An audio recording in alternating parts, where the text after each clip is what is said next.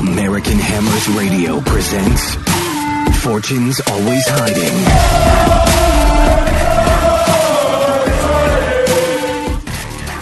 Hello and welcome into Fortune's Always Hiding, episode 4 here on American Hammers Radio. I am your host, Zach, joined as always with the co-hosts John up in Philly and Chris out in Columbus. How y'all doing tonight? What's up? Not too bad. Feeling good at the moment. Well, getting 2 victories in the weekend is great. Yes. But because I'm down here in Orlando, I spent the entire day today at Universal Studios Orlando, and I am absolutely knackered. I need a beer, I need a bath, I need a bed. In that order, too. Was Antonio with his Lamborghini? No, I did see my fair share of crashed cars, but that was not one of them. Got it. We got a lot to talk about. It's the first podcast of the new year. And yeah, happy 2020. Welcome to 2020, everyone. Yes, yeah. It's the roaring 20s. And nobody started that out better than Mark Noble, who scored not once, but twice. He's by far the best goal scorer in the 2020s right now. Well, actually, no, Ronaldo netted a hat trick today, so. Big he saw all the flack on the internet. And he's like, I gotta beat Mark Noble. I gotta beat this Mark Noble guy. A big whoop. It's the Italian league. When he comes over to England and does it again in England, I'll be impressed. But it's Italy. No one really cares that much about the Italian league, do they? Juventus are pretty good. Yeah. I mean, they're always good. But Mark Noble, really, that goal from open field play, even though it hit somebody and deflected in, was just amazing for me to watch. And I'm just watching it and going, is Mark Noble back? Is he the way that he's back, or is this just a lucky bounce? See, that's what I like. My whole thing, though, is I love as many shots as possible, because the more shots that you have, the higher likelihood that one could just slip in like that. So, I mean, good on Noble for taking the shot. Well, my favorite thing on Twitter during the match was somebody said, Mark Noble is 100% getting drug tested after this match. I thought that was hilarious because he played out of his skin. I mean, oh my word! And winning that penalty and then converting it was brilliant. But like, I understand why there are a lot of opposition fans that would probably be really pissed off about how he won that penalty. But he does it everywhere on the pitch. If you watch, whenever Mark Noble gets in trouble, he looks up, he's got 2 people on him. He can just do a little Scott Parker 360 and fall over as soon as somebody touches him, and it works every single time. Yeah. So stay in the box. Well, Chris, I want to bring up a point you said. You said get as many shots on goal as possible. In that game, we had 14 goal attempts, and we had 7 on goal. Wow. And so 4 go in. That's a great conversion rate. You know, I'll take that every single time. If we can get 14 goal attempts, one of them is bound to go in. The ball's small enough, the net's big enough. It's not like we're not trying to put one of those massive beach balls behind a hockey net. That's not going to work. Yeah, I know we're going to get to it in a bit with the FA Cup game against Gillingham, but I was thinking the same exact thing. Like, just keep pressing, just keep getting shots on. Eventually, they're going to fall in. Eventually, they're going to go. It's going to happen. Well, we did what we have not been doing so often is we move the ball forward. We move the ball forward with pace. We move the ball forward into dangerous positions. And, in the past, we moved the ball forward under different managers, especially managers we used to think were old-fashioned, let's say, kindly.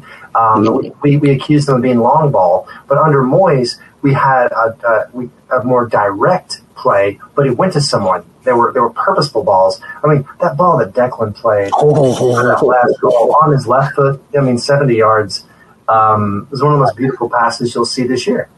And it's by a guy younger than me, which feels. Let's not bring that up, okay? Let's not bring up that age, okay? Well, so that's something that I want to talk about, that pass that Rice did, and because I've not seen an outlet pass like that by West Ham in a very long time, and the Tifu football video about how to properly implement Haller talked about how Fabianski needs to outlet the ball downfield to either Anderson or to Antonio or to Yarmolenko and just outlet it and then start feeding Allaire that way. And to see a feed like that to Anderson, and then Anderson just goes, well, screw you guys, I'm going to take it myself. And he scores. Honestly, when was the last time he scored? Hang on, let me look this up. Who, Anderson? Yeah. That was his first goal of the season. Yeah.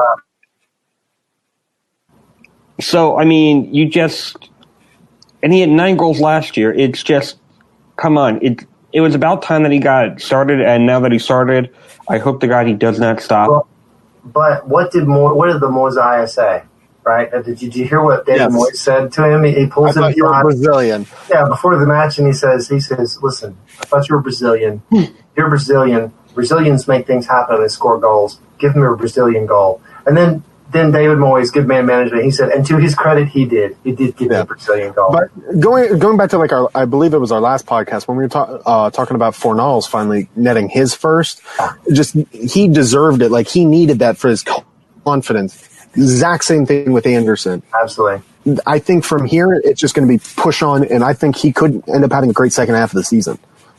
Well, I hope to God he does have a great second half of the season. Same with Fornals. If we can have Anderson and Fornals have a great second half, and they can start feeding Anderson, and we can create a triple threat, and we can even have Anderson and Allaire up top, and then Fornals behind, and then build off that. And now we have a 3-headed dragon. That's scary. Well, I think technically what we played is a 4-1. It was a 4-1-4-1, right? Yeah, that's the way we'll end up apparently. In actuality, but it was in theory that's what it was. But it played much more like a 4-4-1-1, which is exactly what David Moyes played all at Everton, right? So if you look, really what he did was he stuck Anderson in the Tim Cahill role. Yeah, so I don't know if you guys know Tim Cahill. You guys were 8 when Tim Cahill was playing, but Tim Cahill, not completely different kind of player than Anderson, but it's the same premise. You stick a skillful player who can make things happen behind a powerful striker, and it worked. So it was so great to see that. But the main thing to me about Anderson, the work rate. Everyone in the squad, top to bottom, the work rate was unbelievable, and he'd been there for a day and a half. Yeah, I think that showed that they actually appreciated the manager. I think that they welcomed the change. I think that they wanted to fight for him. Immediately, you saw the difference. I think what was going on with Pellegrini, the reason we kept losing so much was the constant 11v11s in practice that they were talking about. They weren't doing drills. They weren't focusing on skills or defending. They were just focusing on scrimmaging and practicing, and so they were exhausted. And I think that's why the work rate suffered so much. Moyes comes in and actually kind of takes more of a approach of let's actually build talent, build skill, go back to the basics and the fundamentals, and you instantly see in his first 2 matches 6-0. Well, it's also the man management. He went. So we already know he went to Anderson and said something specifically to him. Frederick said the same thing. Frederick said that he went to him and said, "Look, you do what you do. Focus on your game. Do what you do best. Stop overthinking this. Go out there and play the way you've always played." And he had his best game for us in this season as well. Yeah. So I think that man management wise, he's been a revelation, and I certainly did not think I'd be saying that. After the match, when he's walking around, grabbing players, talking to them, pointing to things on the pitch, Pellegrini. Yeah. But for me as well, I think the most important thing I've already seen too is good substitutions, tactical substitutions. Everyone in the bar, I was watching the Gillingham match with the E13. Everyone was talking about how Snodgrass needed to come off. He wasn't playing up to par. He wasn't doing well. And we heard Pablo Fornals who said, take Snodgrass off. He's not playing well. And what did he do? He did just that. And both substitutions, even though one was forced because of Frederick's injury, both substitutions scored. That's how it's done. Zavaletta's first goal. Yeah. So I know we're not technically talking about the Gillingham match yet. But You're right. I mean, like, substitutions change games, right? That's what they say. So a manager that can make the proper substitutions at the right time, I mean, that's one of the best things you can possibly do. I saw some comments on Twitter, like, again, I know we're getting ahead of ourselves in the Gillingham match, but Pellegrini would have lost that game. Yes, he would have. Yeah. He would have 100% lost that game because 60th minute he probably would have brought on Carlos Sanchez. They were all over us. Yeah. It was... The first half was, I mean, they can't, but again, when we play Spurs, who I feel like we should have an automatic beep. Like, when like if I cursed terribly and said something unconscionable, like when we say Tottenham or Spurs, it should already beep, just, we'll talk to producer Tim about that. Yeah. When we play Spurs, they always act like they don't care about us and dismiss us, and so they always say, "Well, of course West Ham played well. We're their cup final." But when West Ham played Gillingham, this is like a cup final. Yeah, it's a major cup game. They're playing for everything they've got. They're playing for their shirt. I mean, how much do those players make compared to what our youth team players make? I mean, so it's got to be comparable. It really does, and so. I thought they played out of their skins. The Gillingham players did, and the first half especially, I was a little worried. Well, yeah, absolutely, we should be, and that's when a real manager gets to halftime and says, "Okay, look what's happening. You're a Premier League side. Allaire, look who you are. Look who you are." He starts going down the list, and he's like, "No, you're not going to be intimidated by a side that's 2 or 3 divisions below us." You could tell that at halftime he lit a fire under them. Yep, this is not happening again. Go out there. On top of, and even more important point that I'd like to say on the Gillingham game, a full first team 11. We took it seriously this year and we won. All right. Well, now because we're pretty much on the Gillingham game, let's talk about the Gillingham game. And I want to. And Zabaleta finally gets a goal for West Ham, which I was stunned by. I'm so happy for him, though. So happy. He was thrilled. Well, just looking at his stats, he has 2 goals in 05-06 with Espanyol, 1 goal in 08-09, 1 goal in 10-11, 1 goal in 11-12. He overproduced and had 2 goals in 12-13, a goal in 13-14 and 14-15, 1 goal in 16-17, and a goal against Gillingham. I'm sure, because this guy doesn't score a lot of goals, this man has to be absolutely thrilled beyond belief to finally score for West Ham, just being like, huzzah, I know I can do it. It's kind of like when you're watching a hockey game and you see that one guy on the team that's like, okay, he is the duster. He's the guy who shouldn't be out here. He's the first cut. And he somehow scores a goal, and maybe his only one that he ever scores of the season. You just kind of like, wow, and you applaud. I love it when you bring up references to sports I never watch, and you're like, it's just like in Aussie Rules football when someone elbows somebody in the face and everyone's like, that's a great play, and I'm like, what is he talking about? I know more about what that reference than I know about hockey, but regardless, don't you live in Philly? Come on, have you not been to a Flyers game? I've never been to a Flyers game. Actually, my friend was going to take me to a Flyers game. All the West Ham fans are going, shut up, talk about something else. My friend was going to take me to a Flyers game, and I got sick the night that I was supposed to go.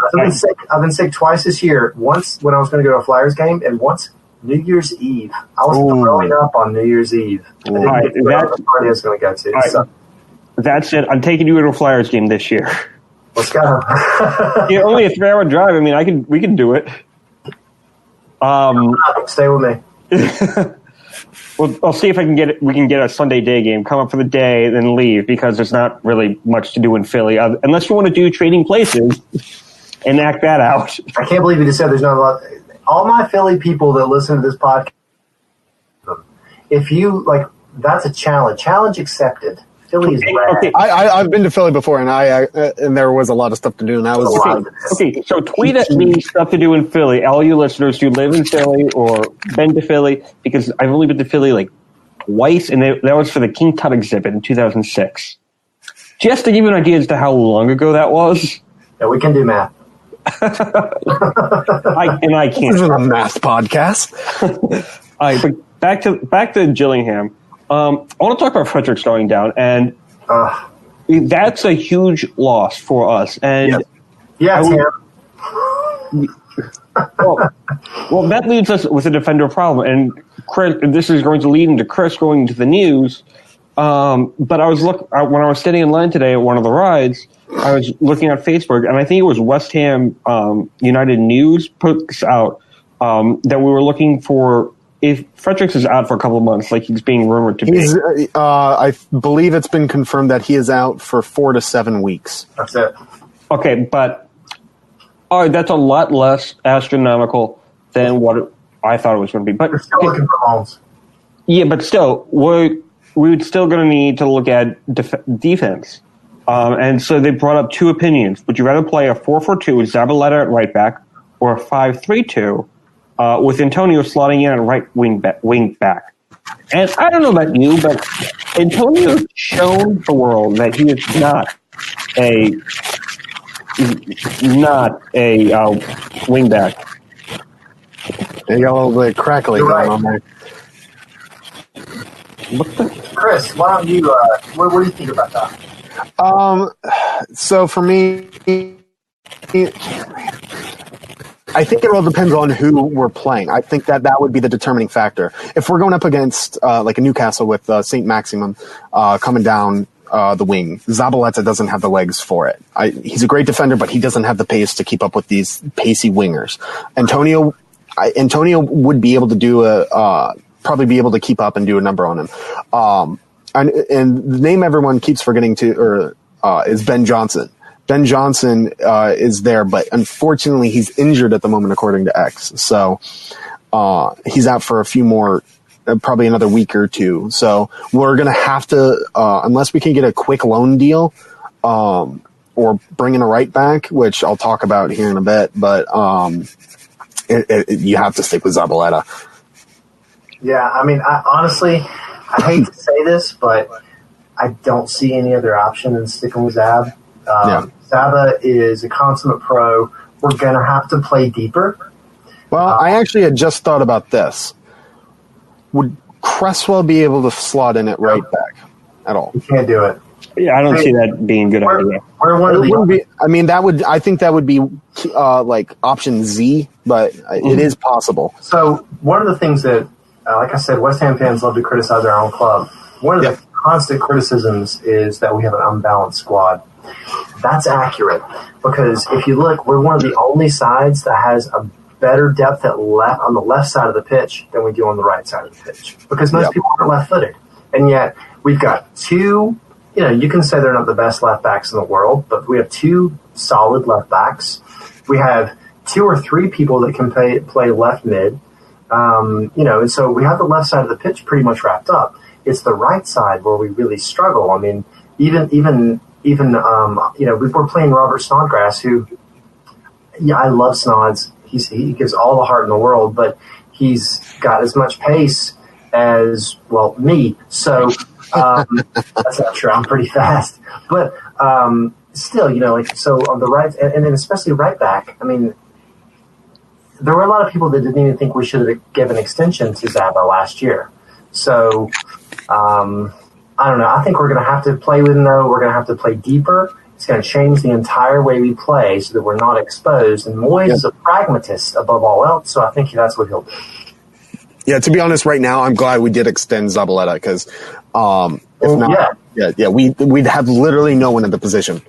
Well, now the board looks like they're geniuses for doing it, to be quite honest. And I don't think a lot of West Ham fans want to give the board any liquor credit. No, dude, the board aren't geniuses because if the board were geniuses, they would have bought something. Correct. They would have upgraded the right back position, but they don't spend money on defenders and they don't spend money on central midfielders. That's why whenever we get the transfers, I'm so stupid excited about the rumors about midfield. Well, you might be fangirling here in a few minutes then. I just turned into the biggest girl ever. All right, now that we talked about that, who did we draw in the West Brom. By the way, West Brom at home. There was no sexism in that comment. women are wonderful. Fangirl is I'm digging a hole. Fanboy, high-pitched. I think everyone knows what it means. Just you get excited over certain things. I don't think You scream as if the Beatles were walking off an airplane. Yes, That's exactly what I was referencing. Zach, yeah, for the win. Oh. Yeah. Okay, Thank God for old newsreel footage. I'm going to talk about old newsreel. Let's not dwell. All right. Now that we know who we're facing next, let's talk about the news. And I'm sending it over to Crispies. We got a literal boatload of news. yes. Newsreel. Live, local, late breaking. I will preface this, obviously being over here in America, I have no inside sources. I'm not one of these in the know guys. This is just a compilation of Twitter rumors from X, Forbo, newspapers over in England, all wrapped up in a nice little bow. Just so that way it's all together in one. So the first thing I have is Stanislav Lobotka, Celta Vigo. It is apparently rumored that both us and Napoli are in for him, with us offering a permanent deal and Napoli wanting a loan deal. The deal is rumored to be about $23 million, but the issue, sorry to get your hopes up, it looks like he might have ruled us out. Yeah, I don't see. He's going to go to Napoli. No choice. I mean, and then I should have said this one first. It is rumored that Moyes will have a budget of about £25 million. woo! That's. Hey, what was Pellegrini's to start the year? 100 million? His first summer, I believe, was like well over 100 million. Last summer, we got nothing. And I don't think he brought any players in January last year. I could be wrong about that. I can't. No, he doesn't like the January transfer window. A friend of mine is a Man City fan, and when I was complaining about that, he said he did the same thing at Man City. So, I mean... He likes a set squad. There are a lot of managers, though, that feel that the January transfer window has no value. Which they're completely wrong on. No, they're not wrong.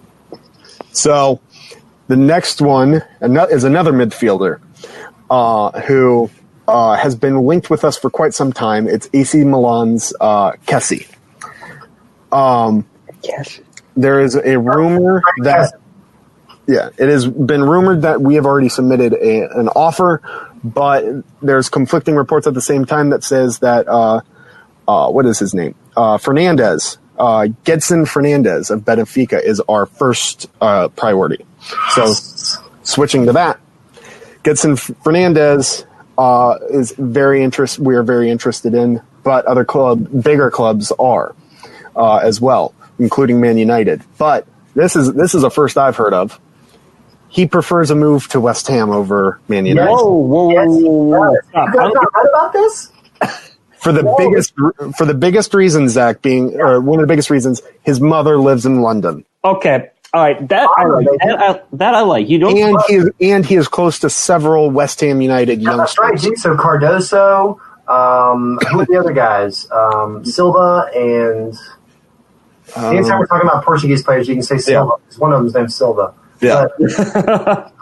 So we have 3 like young Portuguese guys in the youth team that we bought, and like Cardoso was bought like last year, and so evidently they're all good friends.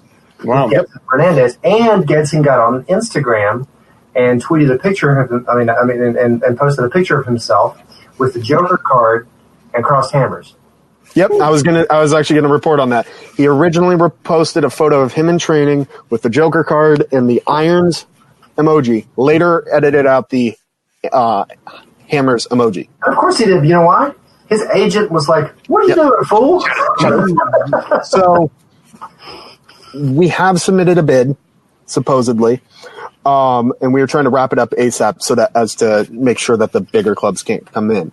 The way we're trying to structure it is a loan move for 18 months with an obligation to buy at the end of the loan. He currently has a clause in his contract, or buyout clause of 102 million euros. Yeah. Benfica is trying to recoup half of that. Ooh. So I think that if it is an obligation to buy and it gets done, then it'll be around that price. Well, because the loan they're talking about an 18 I mean, yeah. So a year and a half, which is great. Yeah. And at the end of it, 40 million pounds is what I read. Yeah.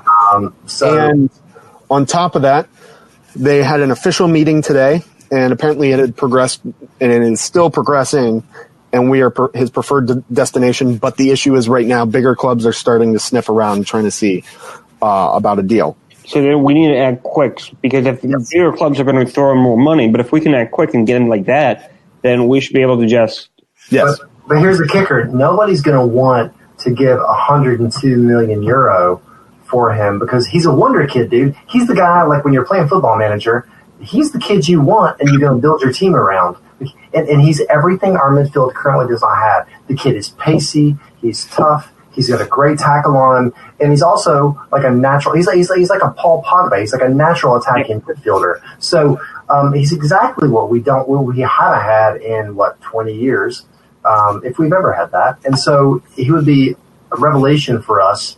And we're in this weird, bizarre, uniquely placed circumstance to get him. So if they screw this up.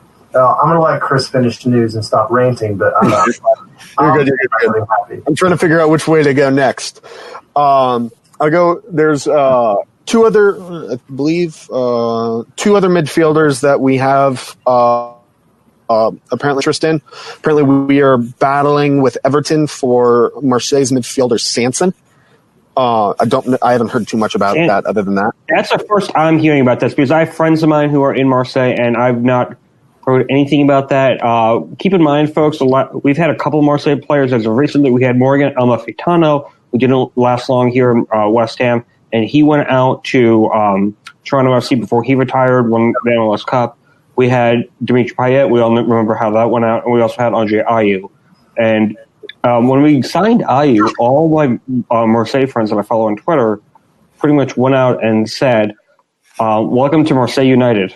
That's how they refer to us. And a lot of that, there's a strong West Ham contingent in Marseille, believe it or not. If you ever turn on a Marseille game live from their Stade Velodrome, and neither supporters groups are banned, there are huge banners. Like you have the English cross. You know how when you watch England away, they have the English cross and then whatever town or they're from. So it's like English cross. And then Stratford upon Avon. Why is that the first place that comes to my mind? I have no clue. But that stuff's there. And then there's another one. But in that one, you have the crossed irons in the left top corner. And then on the other side, you have the Union Jack with Marseille written on it. Yeah. So there was a Tifo that was done at one of the games. I don't know the year. I don't know the date. And it's I'm Forever Blowing Blue and White Bubbles. So seriously, look this up, people. This is real. I swear to God, this is real.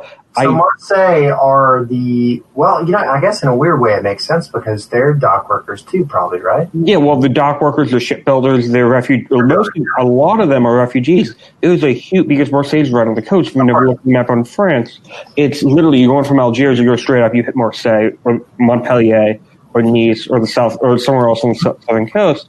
And there's a huge contingent of Africans there, like from Algiers, Libya, Tunisia, Morocco, Egypt, other parts of former French Africa.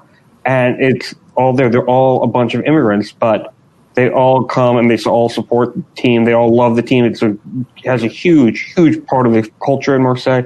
If you've never been, I highly recommend you go. Everyone that's ever been loves it. What I've heard, it's a lot like Baltimore, to compare it to a U.S. city. It's a dock working city. It's a very hard-working, blue-collar city. And that feels a lot to me like Northern Ireland and Belfast did. And so it all feels the same to me. And so it's just kind of like, But with sun. So, yeah. So the next player we're actually interested in is Sander Berg from Genk. He good. And we are apparently set to, regardless of the Fernandez deal, we are set to bid £10 million for him. Worth every penny. Yep. And then there's two players that I'll go over quickly. I don't know too much about. There's been conflicting reports if we're bringing them in or if they're interested in Olivier Giroud. No. They've said that the reason that they would bring him in is not for first team role, but more as for challenging Allaire. That's just what I've read. I'm not. Don't shoot the messenger. The other one is Joe Allen, of Stoke, which, or is it Stoke or no? Is it Stoke or Sunderland? I can't remember. It's Stoke. Yes. But I saw today that apparently we bid like $5 million for him, and Stoke said that that's not enough. Yeah. So two things. Both of those things are on Knees Up Mother Brown. Everyone's arguing about all that, and like there are a few people saying, "Oh no, Joe Allen's basically like Mark Noble," and everyone else is like, "Joe Allen is terrible. We hate you. We hate everyone. What is wrong with you?" But so that's the first thing. The second thing is, can we now call this segment "Shoot the Messenger"? Yes. Yes. Yes. We need. He needs theme music. So yes. The powers that be, listen. We need to do our news segment, da da da da da da, and we need to have some music, and then shoot the messenger. That's what it's going to be. Yes. We need one of those old school like tickety tackety machines. Israel. Bang bang. I need to figure out how to do Morse code. In Morse code, shoot the messenger, so it comes out like that. If you know Morse code, it's shoot the messenger. Let's let the technical geniuses at American Hammers Network figure that out. That is so not me. All right. So getting back to it, I have another potentially big transfer that's being rumored. Randolph? Well, I'm getting to that. I'm going to get to that one. Calm down, Zach. Yeah. But it has been reported that a London team has reportedly approached Inter Milan offering a higher wage for Gabigol than Flamengo.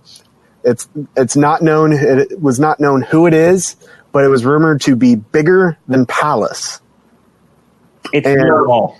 Did you know what I read about that? Chelsea have supposedly made Gabigol their number one target. Actually, I saw the exact opposite today, that they had no interest.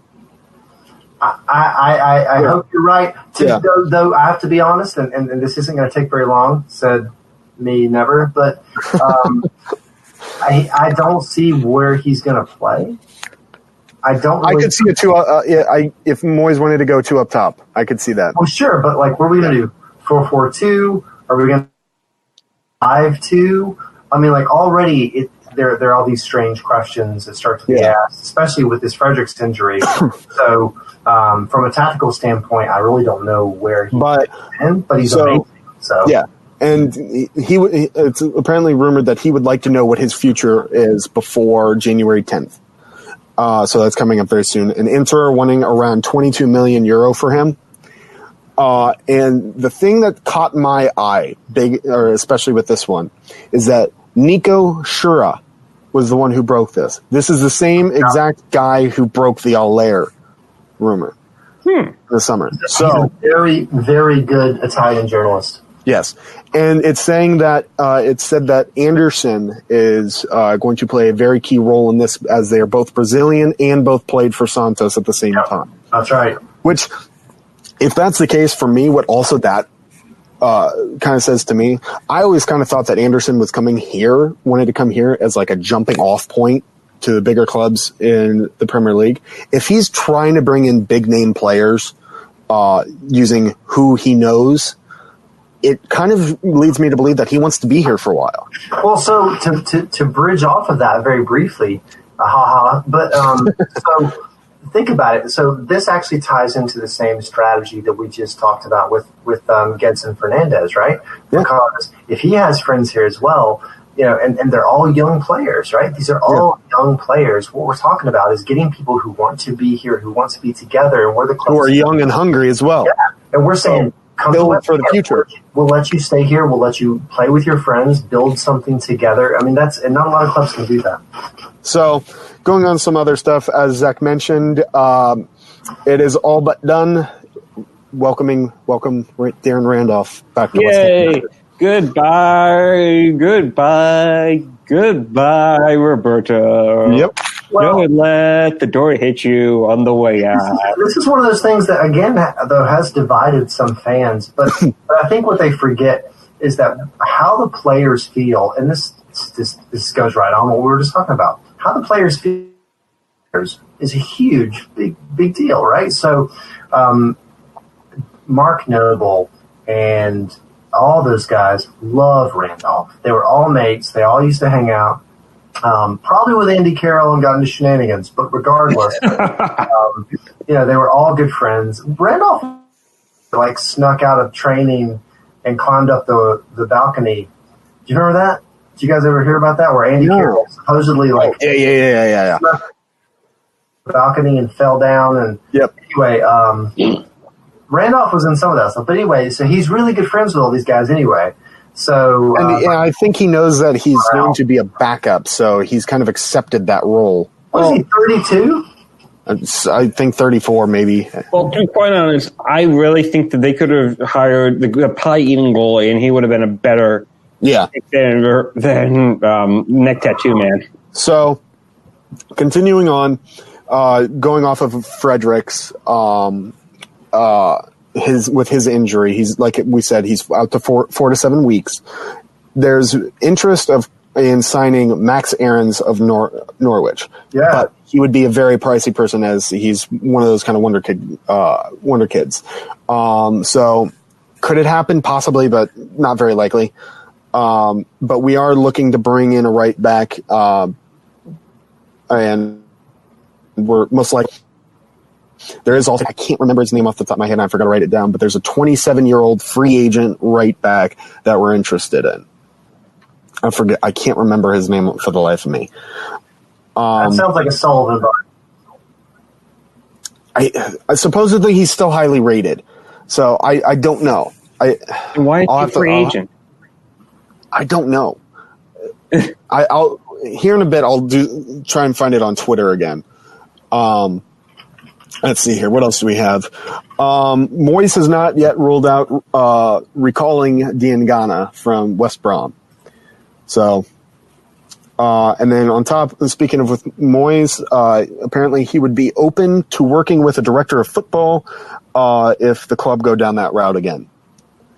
And then following with some contracts and some youngsters, Connor Coventry is in line for signing a new contract and likely to go out on loan to a League One side this month. Nathan Holland will more than likely be joining Oxford United on loan. And overall, Moyes may not use as many youngsters this season, meaning several may go on loan to League One sides. I saw Powell going out on loan today as well. And until I find that the name of the one player I was thinking of that I had seen, that is it for me. John, do you have the name? Is it Mehdi Zafan? Say it again. Mehdi Zafan. That sounds right. Yeah. So Algeria international. Yes. Yeah. So what I read was it was Mehdi Zafan. Which, if I'm saying that wrong, I apologize to all my North African brothers and sisters. So evidently he is a free agent right now. He's released by Rennes, and he's supposed to be pretty good. So, though, why you're released by Rennes and pretty good, I'm not sure. But you know what? Beggars can't be choosers. We need somebody fast. Yeah. Well, we do need some people fast. We do need our solid right back. We do need if Randolph falls through for God knows what reason, but we do need a goalkeeper, and Roberto's just not that. And I also want to really quickly talk about the most ludicrous transfer rumor I have heard in quite some time. Can I guess? Yes. We're linked with Kylian Mbappe. Might as well be. Koulibaly. For 70 million euros or pounds, I don't know. Complete BS. Say his name again because I interrupted you rudely. Oh, no worries. Koulibaly. Yeah. The highly rated Napoli center back. That like Manchester United and Manchester City and every Juventus in the world and they're all like, oh, we're going to buy him, and they can't. Like, no one wants to stump the money up, and so there's this hilarious article. It's like, but David Moyes will. So Chris, is that the last bit of news that you have? Yep, I'm going to check to see if there's been any recent developments in like the last couple hours. But all right, All right, I want to talk about Moyes for a second. We're now 2 games in under David Moyes again for the second time. How much and going into the second Moyes era, I wasn't sure what to think. Was it going to be fine? Was it going to be? Are we going to be good or are we going to be bad? But 2 wins in a row, I think, really helps to cement him with the Western fans that we did the right thing bringing him back, even though I've even said that I came up with a list of 25 other things that I would rather have happen than Moyes come back. And I read them on here, and I was being dead serious. I'd rather have another colonoscopy than have David Moyes come back. I'll get into that later.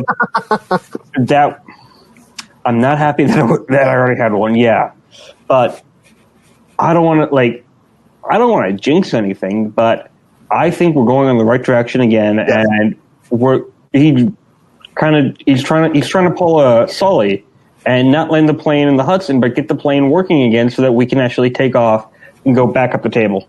Yeah, and I mean that's what we were saying at the end of the last podcast.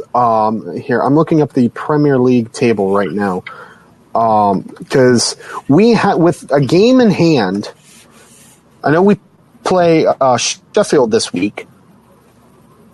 If we could realistically this weekend be sitting in as high as 11th position, so which would be lovely. This season is by far not over. Like, we can still have great success the rest of the season. We still have so many games to play. I believe it's 18 games.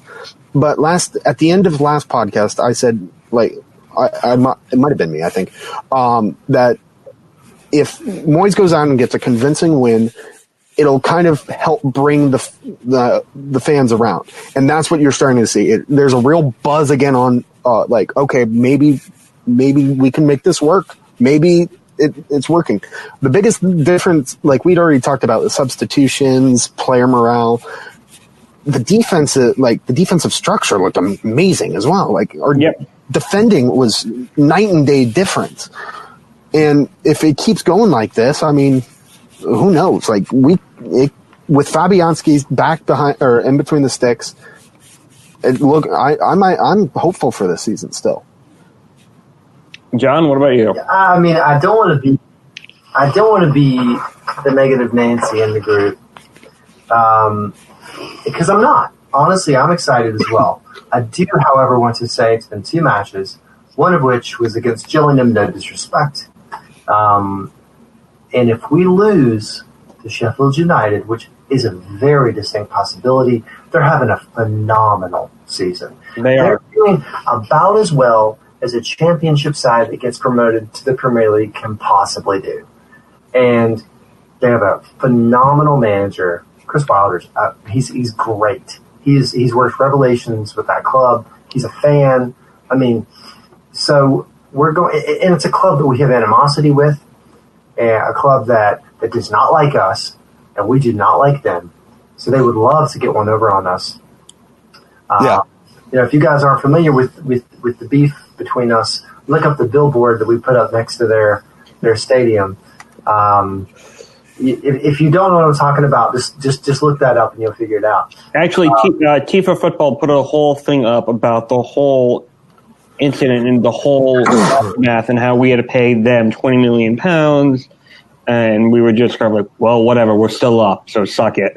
Well, no, I think it was $30 million, and back then that was a lot of money.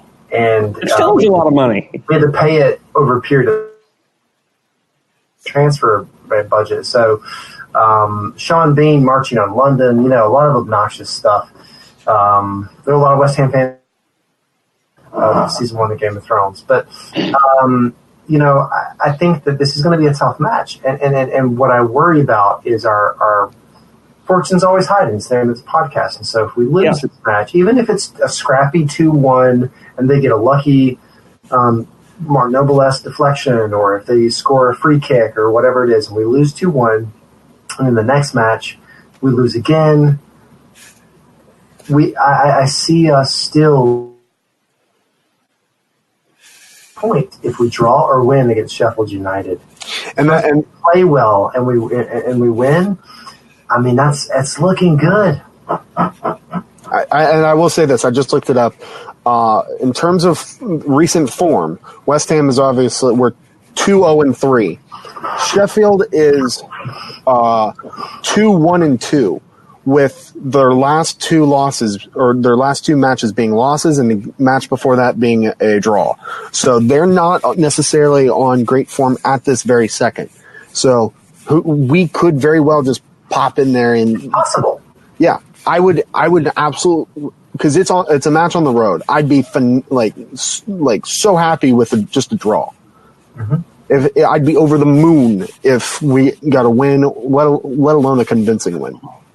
I think that Moyes actually came in at the right time against a weak Bournemouth team, and then Gillingham, he kind of got to see what his squad is, what they need to improve on, and now this is going to be the first test. Yeah, and I don't think that 3-2-3,